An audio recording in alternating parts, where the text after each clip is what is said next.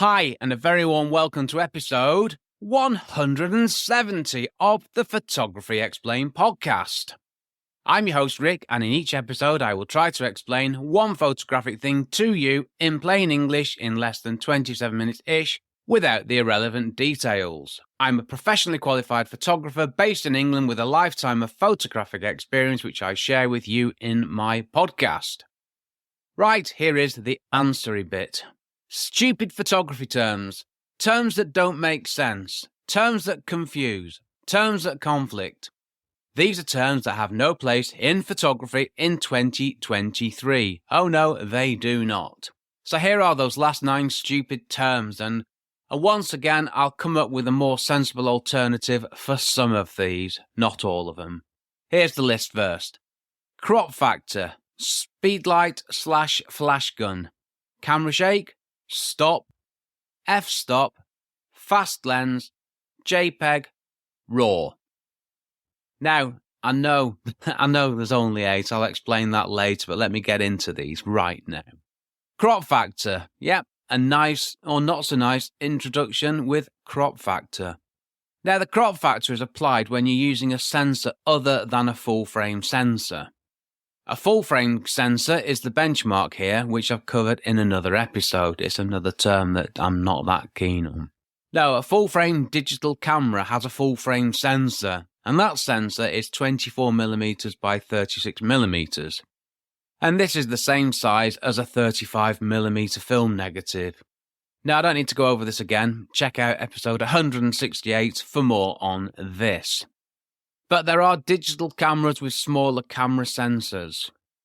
Now, for us normal folks, for us consumers, that will be either a cropped sensor camera, aka APS-C camera, don't start me off on that one again, or a micro four thirds camera. I covered that one already as well.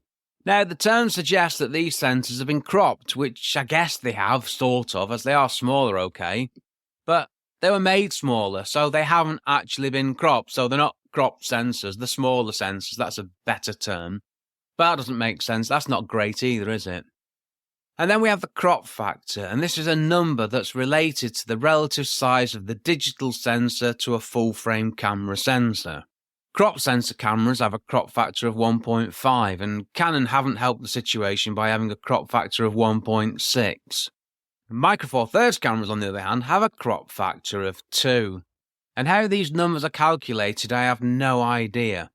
I mean, it can get ever so complicated. In very crude terms, I've told you how big a 35mm film negative full-frame sensor size is. It's ridiculous, isn't it? A crop sensor camera sensor, makes sense to me, is smaller than a full-frame camera sensor. And a micro four thirds camera sensor is smaller than a crop sensor frame camera. You see the problem. It gets worse. So the crop sensor camera, 50mm is still 50mm, but you get the same field of view as you do with 75 to 80mm on a full frame camera, or 100mm on a micro four thirds camera.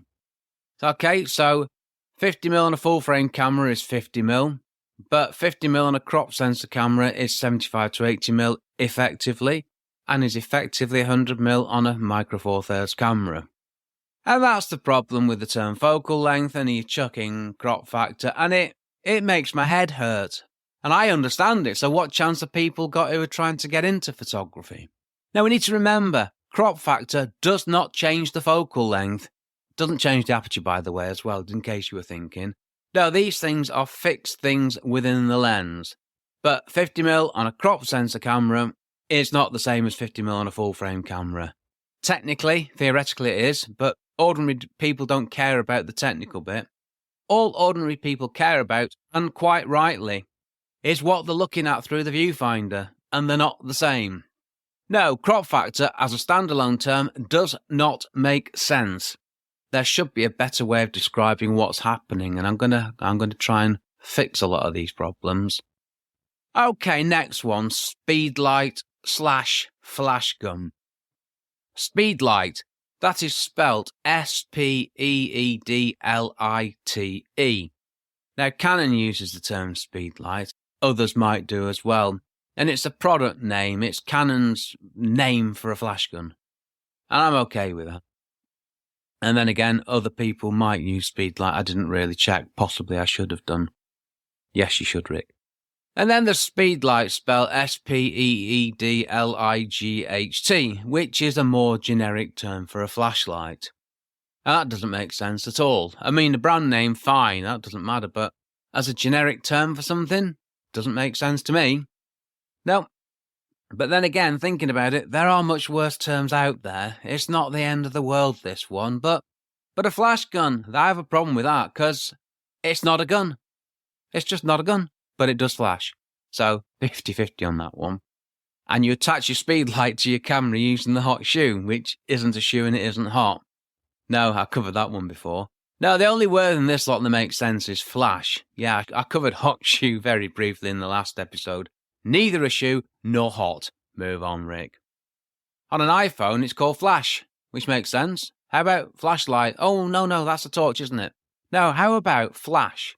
That works fine. Okay, so get rid of all those other terms, and we'll call it a flash. Move on, Rick. Camera shake. I love this one. Now, camera shake is when you take a photo handheld and you do not get a sharp photo because the camera moved when you took the photo. But is the camera actually shaking? Are you shaking? Do you have to be shaking for this to happen? No, of course you don't. And this one gets much, much worse as well, and this is a real surprise to me.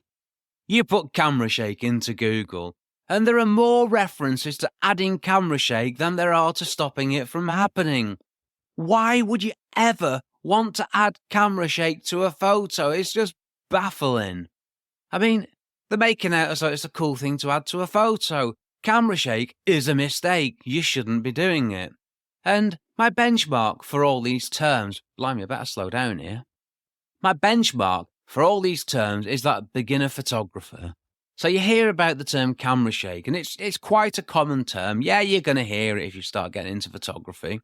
But you get a bit confused. Well, you would be, wouldn't you? So you go to your search engine of choice and you put the term camera shake in, and you get loads of results about what camera shake is, but also loads of results for adding camera shake effects to photos. So at the same time, you're being told how to avoid camera shake, that camera shake's a bad thing, that you shouldn't be doing it, you should be technically better than getting camera shake, and then other people are telling you how to add in camera shake. What chance does that person have? What chance? Okay, so while I'm on the subject, I might as well explain it.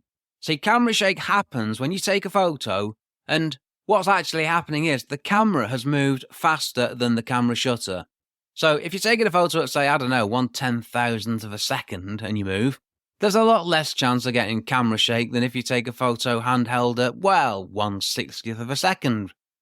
A lot less chance. Camera shake is when the camera moves faster than the shutter can open and close, causing a blurry photo, or a photo that isn't sharp. And the general rule of thumb is this: to avoid camera shake when taking photos handheld, you should use a shutter speed that is faster than the reciprocal of the focal length. Yeah, another helpful photography explanation for you. And again, we've got focal length again. Let's not worry about that. But don't worry, this one isn't as bad as it seems. If you've got a focal length of 100mm, your shutter speed needs to be 1/100th of a second or faster. That's the bit you need to know. So you combine that with excellent image capture technique and you should be fine and produce shake-free photos.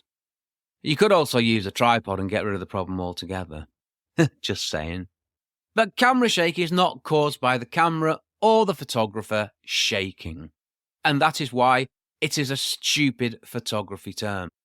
Right, stops. Well, stops. What's a stop? A stop is a halving or a doubling of the light. And there are 3 different things that directly affect the exposure: aperture, shutter speed, and ISO. And I love all 3 of these terms, as you might know by now. And these 3 different things, these different values, they've all got completely different scales. And the numbers are completely different. But the halving or doubling applies if you know which bits you're looking at, so it's not as simple as we might hope. Someone somewhere decided that to help us we would have the term stop, and it does make sense to do this to a point. So let me give you an example. You're taking a photo and the aperture and shutter speed values to give a correct exposure are f5.6 and 1/500th of a second. Now if you change the aperture from f5.6 to f8, which is your right to do so, f8 might be the sweet spot on your lens, this is a one-stop adjustment, making the aperture smaller by 1 stop, even though it's a bigger number. And that means you're reducing the amount of light getting through to the camera sensor by 1/2, so that is a one-stop adjustment. But you had the correct exposure before you changed the aperture, and you changed the aperture by 1 stop, so your photo will be overexposed. To correct this, you need to choose a shutter speed 1 stop slower, a shorter exposure time, doubling the amount of light getting through to the camera sensor. And that would be 1/250th of a second. And yes, I have to be careful writing these out because I quite often get them wrong. So a stop is a doubling or a halving of the light, but the term stop itself doesn't really make sense. What actually is the stop? I mean, we've got full stops, we've got bus stops, we've got, I don't know, all sorts of stops, but they're nothing to do with photography. So the term stop, is that stop down, step down? I'm not really sure where it came from. It doesn't matter. I haven't looked into it because I don't care. Okay, so stops was bad. Now let's try f-stop. F-stop. I had to go make a cuppa before getting stuck into this one when I was writing the script. And I wrote in the script that this is going to be a separate episode in the new year. Now, that's sort of changed a bit now because I've had a better idea. So that is currently featuring about mid-July 2024 at the moment. And I've got no doubt it's going to drift further into oblivion, especially if what I'm planning to do happens and takes off. Right, search in the Google for what are f-stops on a camera? And this is one of the top answers. The F in f-stop stands for the focal length of the lens. Does it really? No wonder there's confusion. I mean, there is some truth in this, as the aperture value relates to the ratio of the lens focal length and the size of the opening in the lens, the aperture, but it doesn't help us take a photo. And this is where I started researching it and I stopped myself because it's not going to help me take better photos. Now, I was about to get into another right old mess of ratios, focal lengths, and numbers that have no real meaning to you or I when we're taking a photo. So f-stop, that's f dash and then stop, is simply the aperture value, and that's the f2.8, the f4, etc. And that's small f / and then the number. It's baffling stuff, isn't it? How have we got ourselves in this mess? Oh, typo alert, aperture has a P in it. Excuse me. All corrected. Aperture value is a better term. Now, I've covered aperture and aperture scale in the last episode, but for my benchmark person who's got into photography using the phone, this is another term that's just going to confuse, isn't it? And after stops, we really don't need f-stop, do we? Right, let's move on to something completely different. Fast lens. Fast lens. What's a fast lens, Rick? Well, it's a camera lens with a large maximum aperture. It allows you to use faster shutter speeds as the larger aperture lets more light in. Or you could do exactly the same by using a slower lens and putting the camera on a tripod. Or you could do exactly the same by choosing a higher ISO value. Now, you might have noticed that I always change the aperture or the shutter and the ISO only if I have to, if the other two things don't give me what I want. And there's a reason for that, which I've covered already in ISO. But a fast lens is not a fast lens. No, it's not. And if you put fast lens into search engines, you'll get loads of info about, well, welding gear. Welding gear, no less. Now, a fast lens is not a fast lens. It's a lens with a larger maximum aperture. And it's bigger, heavier, and more expensive, by the way. So a 50mm lens with a maximum aperture of f1.4 would be called a fast lens. The same lens with an aperture of f4 would be called a lens. It wouldn't be called a slow lens. And where does fast start and end? Is a 50mm f1.4 fast? Is a 50mm f2 fast? f2.8 fast? Or is it just faster because it's got a larger maximum aperture? It's not faster though, is it? There's no speed involved in this. There's no fast involved in it anywhere. So the term is nonsense. JPEG, almost reluctant to raise this, but I'm gonna. Now, I've got nothing at all against the good folk at the Joint Photography Experts Group who created this file format so there was a universal file format for photos that anyone could use. That is to be applauded forever and a day. No problem with that. It's a service they've done to all of us. And I'm not trying to take this recognition away from them. Easy for you to say, Rick. But surely there is a better term for the universal file format. And to make it even worse, you'll find it also abbreviated to JPG as well. So not JPEG, but JPG. And then you get JPEG in capitals, then it's capital J, small PEG. And these things are all less than helpful, but they are all one and the same. The only difference between JPEG and JPG is the letter E, or more likely, the lack of the letter E. Anyway, enough of that. I think I should be grateful for the standardization rather than whinging on about it. Standardization, don't get me started on ISO again, though. Okay, so JPEG, yeah, if I was on Room 101 now, I might let that one stay, but I'm not. RAW, camera RAW. Well, RAW is a file format, as is JPEG. On the Canon 6D manual, it's referred to as an image quality setting. I mean, basically, a RAW photo has minimal processing done to it, and it's not been compressed either. A JPEG file, however, has had processing done to the image and is compressed, and you can't undo the stuff that happens when you take a JPEG photo, and that's why I'd use RAW, not JPEG. Now, a RAW file gives you the raw data to work with, but when you take a photo in RAW and you look at it on your LCD screen, you're looking at a JPEG preview. How confusing is that? And the reason is, RAW files look rubbish until they've been edited. They're designed to look rubbish so you can do all the work yourself. Again, it's a term that could be better, but I guess it makes sense. So as for JPEG, I think I might let this one go. But then again, if you're a newbie trying to get into photography, do RAW and JPEG make sense? Of course they don't.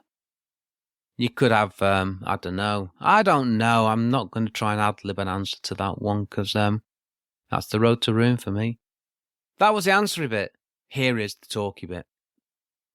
Okay, I'm not belittling these terms and those who have gone before, those much cleverer folk than me, who've managed to get photography to where it is today. It's a technological wonder that I've loved for most of my life, so I need to get that one out of the way.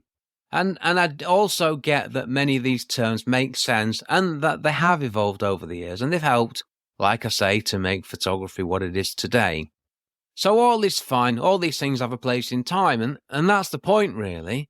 Do these terms have a place in photography in 2023? I'm also not belittling mobile phone photography. If people want to take photos with the phones, then that's of course fine. Photos taken with phones are just as valid as those taken with cameras. It's what's in the photo and how the photo's taken that counts. And every year the gap closes between the quality of images you can create with a phone and a camera. But in 2023, I still use a camera to take photos, and there is so much more you can get out of photography when you progress from a phone to a camera.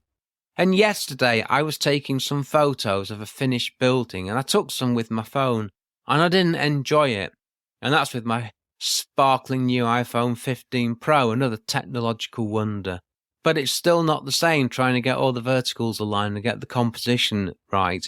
It's not the same as using a camera. I'm sorry, it just isn't.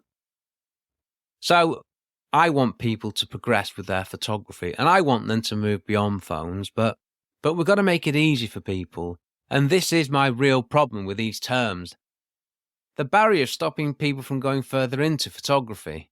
And if we don't make photography more accessible to non-photographers, photography is going to end up being phones only. No, we need to give people easier access to photography, plain and simple. Now, do we want that? Do we want phones to be the only devices to take photos with? Well, I don't know. Is it that bad? I mean, for me at the moment, yes, I still need my camera, but do we want cameras to just completely die away? Well, it's one to talk about, isn't it? Now, traditionalists hang on to these terms. I mean, I still do, but at least as a traditionalist myself, I can see that these terms are confusing and contradicting, and I long for something simpler. Photography is a genius, brilliant thing that we need to make more accessible to more people. That's the point. And remember the benchmark, which, in my script I say I've probably said this too many times, but actually I'm taking that back. It's an important point. Someone taking photos with a phone, where they simply take the phone out of the pocket, bag, whatever, and take a photo.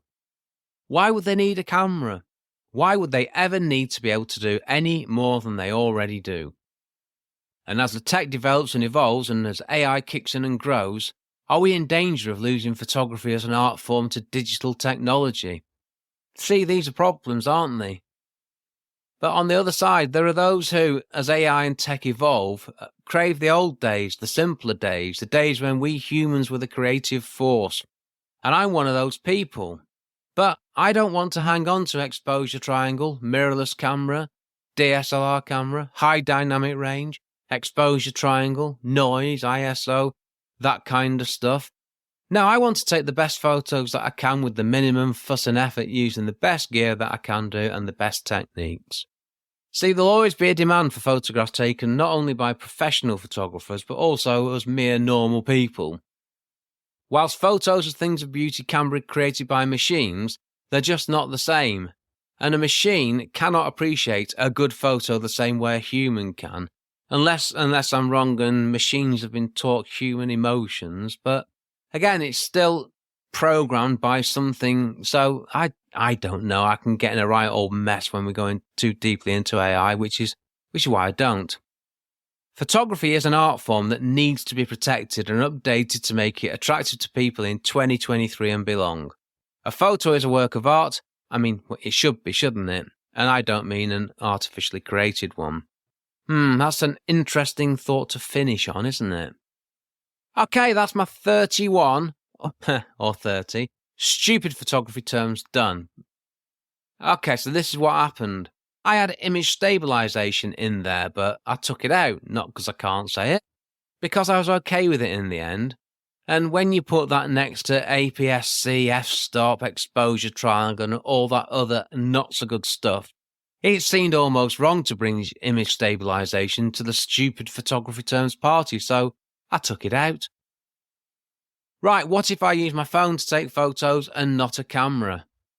You only care about most of this stuff if you want to go from using your phone to taking photos with a camera. If you want to look into buying a camera, and that's when your problems begin, and that's why I'm writing this stuff. This is why I'm banging on about this stuff. You only care about most of this stuff if you want to go from using your phone to take photos to buying a camera to take photos with. And that is why I'm writing this stuff. This is why I'm banging on about this stuff. See, each of these terms is a potential blocker to someone getting more into photography, and that is a bad thing. But if you use your phone to take photos, you might not care about this stuff. You take photos with your phone, and if you're happy with that, you're happy with that. Nothing wrong with it. Fair play to you. What if I use a film camera? Well, JPEG and RAW aside, it all applies. These terms probably made more sense in the pre-digital age thinking about it. Yes, people, there was a time before digital stuff, and I'm old enough to remember it. Well, I can just about remember it. I have trouble remembering yesterday, if I'm being honest with you. While these terms would have made more sense, they sure don't now. Well, not as much, do they? Okay, what do I do? Well, I explain stuff, and I'm trying to make photography more accessible in 2023 and beyond, before photography is camera phones and no more. And talking of what do, I photograph buildings. I specialise in real estate photography, architectural photography, and construction photography. And I write and talk about photography. But I still take my commercial photographs with a camera. I have never issued a photo taken with a phone to a client. And that is what I do. Some thoughts from the last episode, which was episode 169, 11 more stupid photography terms that don't make sense. Well, you've probably got the idea by now, haven't you? I think I've said enough. But if there's a stupid photography term that you don't like that I've not covered, let me know. I'm more than happy to do a follow-up episode in 2024 with all the stuff I've missed, forgotten, or didn't even know about. And I feel a bit mean for having a pop at street photography, to be honest. No offence, street photographers out there, okay? Right, next episode. Next episode coming out in 2024.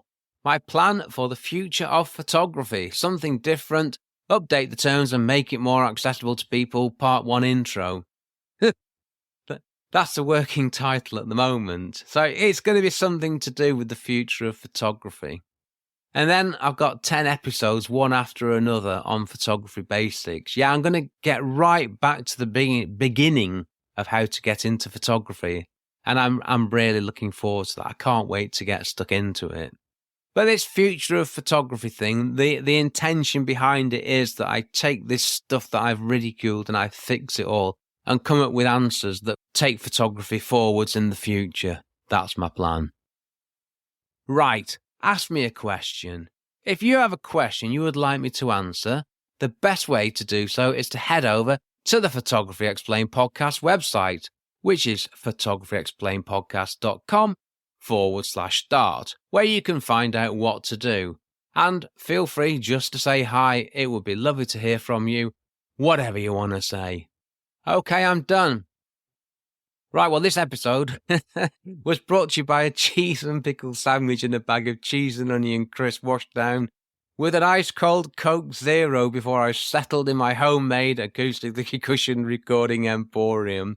Yes, I've run out of salt and vinegar crisps and I've run out of Diet Pepsi, so I had to go to my contingency food. Enough of that nonsense. I've been Rick McAvoy. Thanks again very much for listening to my small but perfectly formed podcast, it says here, and for giving me 27-ish minutes of your valuable time. Now, I reckon this episode will be about 24-25 minutes long after I've edited out the mistakes and other bad stuff. Take care, stay safe. Cheers from me, Rick.